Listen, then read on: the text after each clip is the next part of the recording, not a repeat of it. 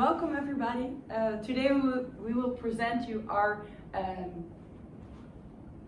assignment of the Dutch Airspace Redesign Program, and our assignment was the arrival management. We are Pippa and Noah, and together with Mikal and Mark, we did this assignment. We want to give a special thanks to our external jury, who also provided us with this assignment, and to our supervisors. Well, first of all, I want to give an introduction to the structure of our presentation.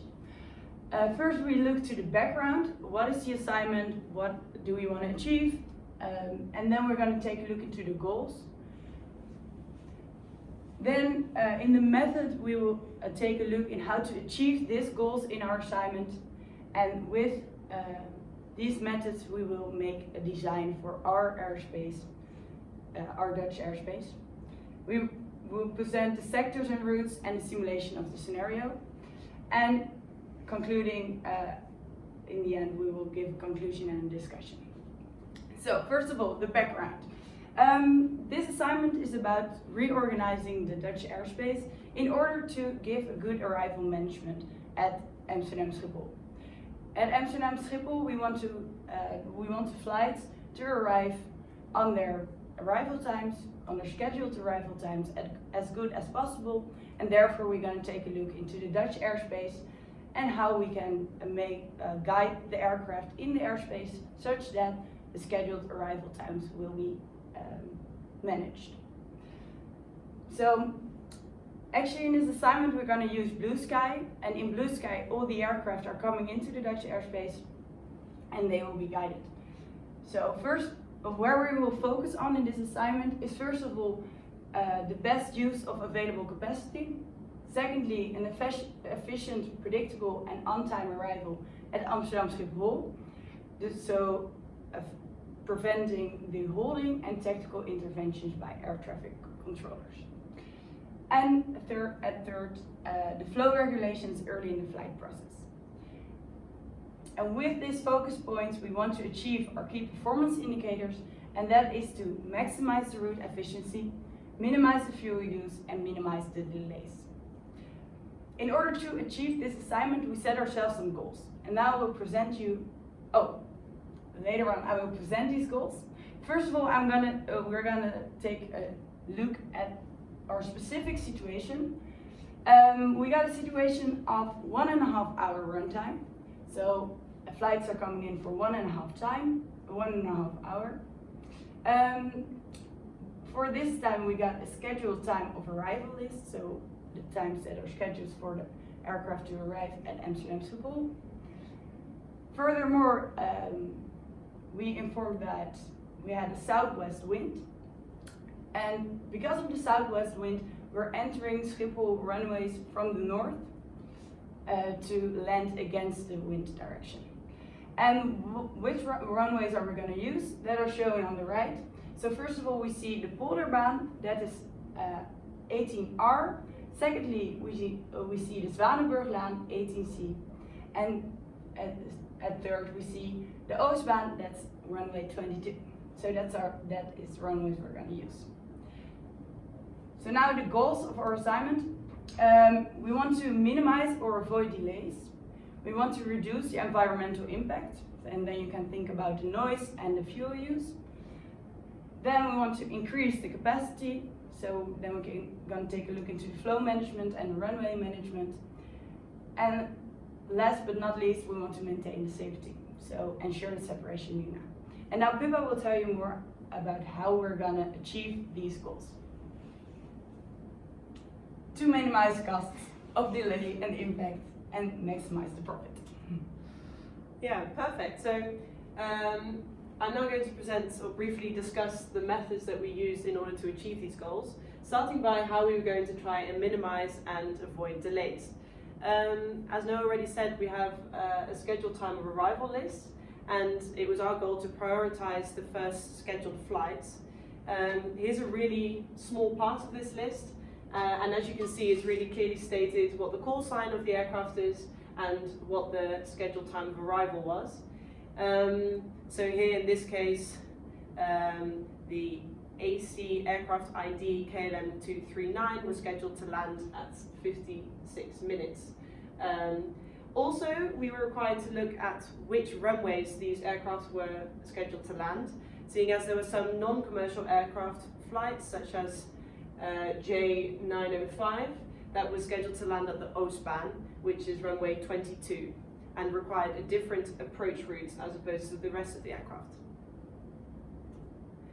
Then taking a look at the environmental impact, one of the impacts that we wanted to try and reduce was noise and nuisance. It's important to keep the customers and the rest of the Dutch citizens happy, so we decided to really look into the aircraft flows and the routes that they would follow, such that these routes went over low populated areas, and also such that the routes were spread across the whole of the Netherlands in order to ensure that the noise was also spread. So we have a couple of maps showing this noise impact. This is actually one of the final reports of Schiphol in 2020, and we really clearly see that there are certain arrival and departure routes that the aircraft commonly follow. We have a day, evening, night situation, and then close to me here, next to me, the night situation. And you see that during the day, the aircraft have slightly more room in where they are able to travel, and that's because on the ground there's daily life is also happening, and there are enough noises that occur, and therefore the aircraft noises don't have as big an impact. But for us, we assumed that we would be dealing with a day, evening, night situation, gave us slightly more room, and considering we had a south-west wind and used only runways 18C and 18R, all aircraft routes would be coming in from the top, and in order to reduce the noise impact for the population on the ground, we scheduled the routes to go just over Castricum from the sea, and coming from the east, it didn't matter as much as those areas were low populated anyway. For runway Oost 22, there's a separate arrival route, which unfortunately does go over Amsterdam, but seeing as there are only very few flights that travel this route, the impact is again minimized. Furthermore, looking at how we defined our waypoints, you can really nicely see how the route comes in just above Castricum from the sea, and how for the rest of the waypoints a similar approach was used. Then looking into another way to reduce environmental impacts, we looked at noise and fuel use by using a specific approach route and method. We tried to keep the aircraft as a high altitude as long as possible, such that the speed could be maximized, and if the aircraft are kept at a higher cruise altitude for longer, the noise on the ground is also significantly less.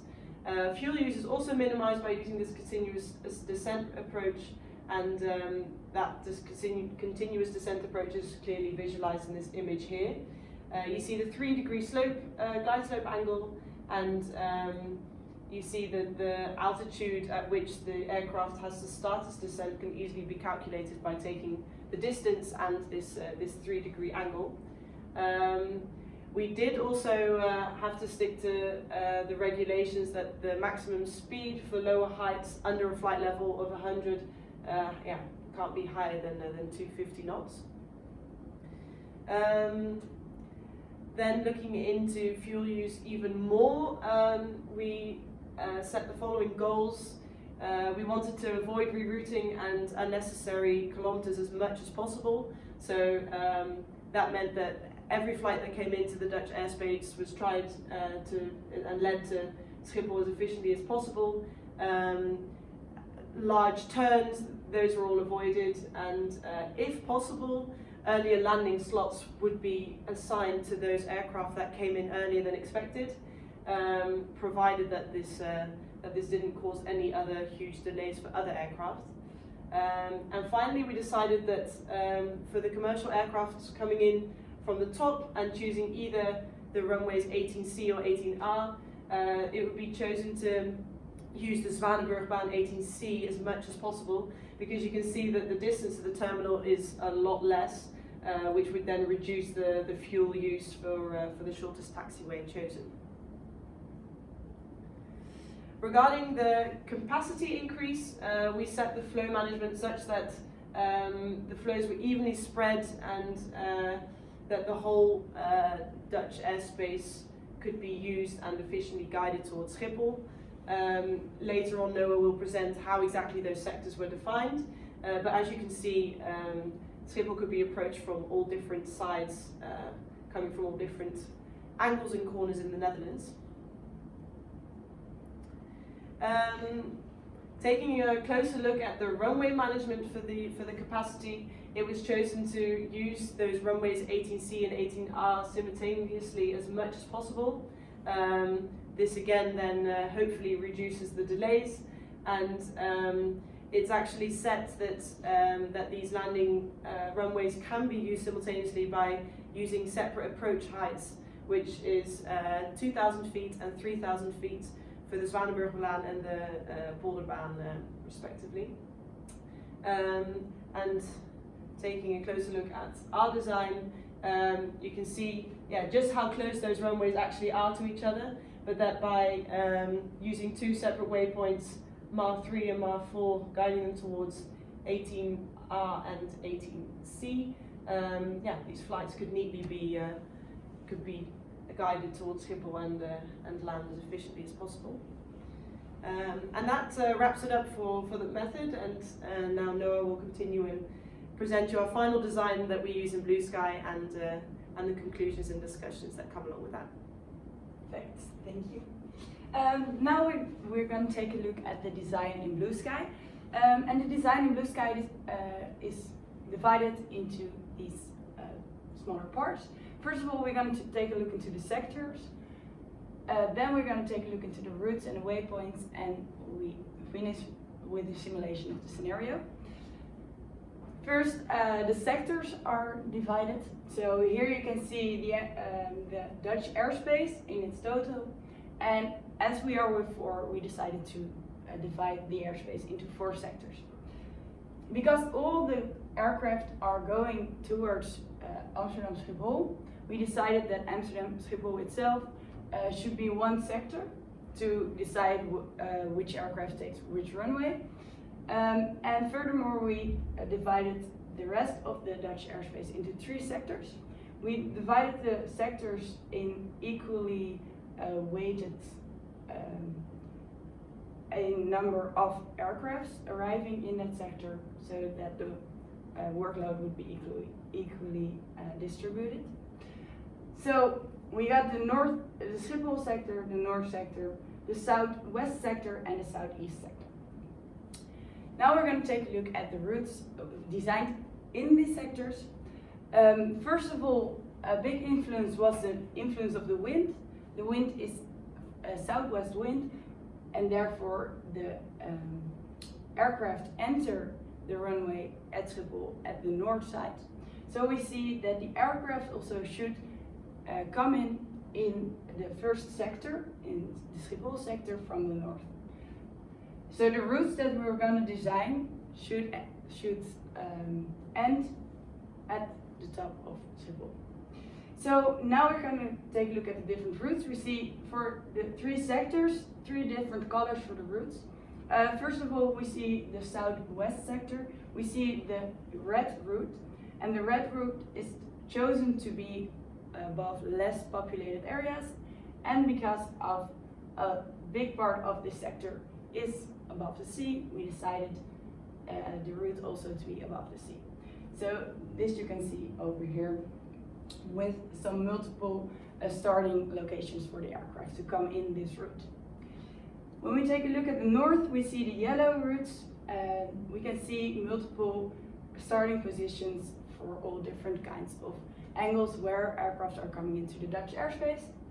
And finally, we take a look at the east sector, and we see the pink route, and we see also that where the aircrafts are coming in, they can choose a good starting point for their route. So these routes are designed with the knowledge of the population area, so less populated areas, but also taking into account the maximum turning angles of the aircraft and the maximum height differences in Schiphol. And we will tell you more about that when we take a look deeper into the specific waypoints we defined. So that's what we see in the next image. We see now it's kind of messy because all of the waypoints are in there, but you can still see the routes in the pink, red and yellow. And now we see that also the waypoints are added, and those waypoints are chosen at this location due to the speed regulations, due to the maximum turning angles. So that's why the waypoint should have a minimum separation of each other to achieve these turning angles.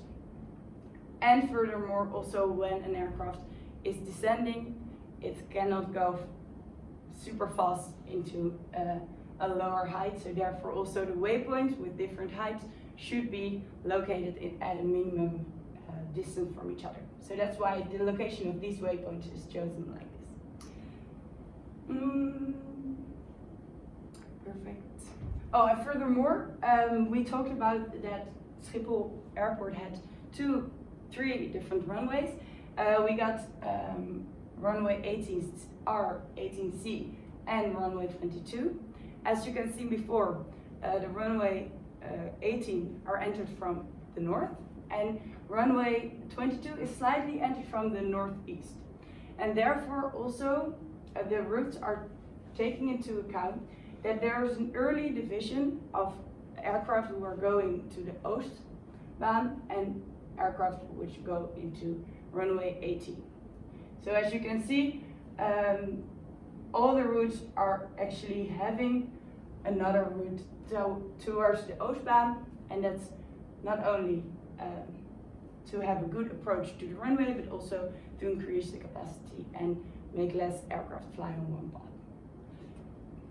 Okay, then with this information we would like to show you our simulation of our scenario. This is a simulation where you can see kind of a large part of our aircraft, and after this video we will zoom in at Schiphol itself. Okay, so enjoy.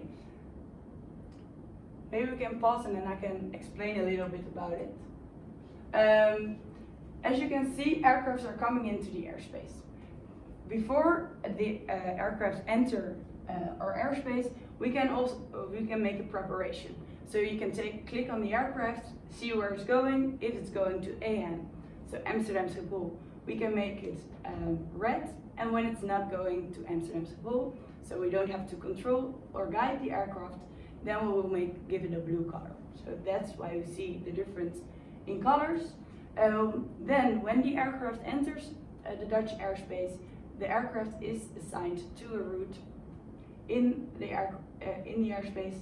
Here we can see the control over the southwest sector. So there you can see the aircraft which are assigned to this route, so to the red route. Okay, perfect. Then we have a zoom in on Schiphol and give you again a small color explanation. All the orange aircraft are going into Schiphol. They want to make a landing here, and when an aircraft is departing from Amsterdam Schiphol, it's black. So that's why you can see the color differences here, and you can see that the aircraft land at Schiphol Airport. Perfect. Now we'll finally show you our arrival times. So here you can see an overview of our arrival times. First of all, you see at the totally left, you see the scheduled time of arrival. So here you can see what is the arrival time that should be with this aircraft with the call sign number in the third column. Then you see in the second column it's actual landing time, and in the most right column you can see the actual delay or more on time. So for example, at the first one we saw that the scheduled arrival time was at 53 minutes, and then we see that it landed actually on 30 minutes, so it was 23 minutes earlier than expected. But because there was capacity on the runways to land this aircraft, we decided to land this so it will be present at the airport. So I think this gives an indication of our final run. That's it. Then we're going to want to give a conclusion of our project, of our assignment. Our goals were, then we're going to take a look at our goals and see how we achieve them. So we wanted to minimize or avoid delays, and we achieved that by guiding the aircraft coming into the airspace directly into an aircraft route and directly to land at Amsterdam Schiphol. So sometimes they were somewhat earlier than expected, but the delays were avoided. Secondly, we wanted to reduce the environmental impact. This we have done by providing the most shortest route over less populated areas. We haven't implemented an idle descent approach, and we preferred runway 18C over 18R to decrease the taxi distances. At third, we want to increase the capacity, and we did that by providing several traffic flows into Schiphol and an early choice of runway 18 or 22. So early in the process, the decision for runway 18 R or C or 22 was made. So that's also visible in the flows. And we want to maintain safety, therefore the aircraft separation should be high enough. And as we could see in our simulation, there were no collisions, so I think this point is also satisfied. Then we have some discussion points as well. This we will take a look at now. These were some points that we were talking about, discussing. For example, the cost of the noise against the fuel. Do you sometimes make a choice to have your aircraft guided above less populated area if you should make unnecessary kilometers? Where do you weight it? And furthermore, in our case, we only looked to the arrival aircraft at Schiphol, but also we saw in the simulation that there were departing aircraft from Amsterdam Schiphol, and there were also other aircraft in our airspace who were going towards another airport.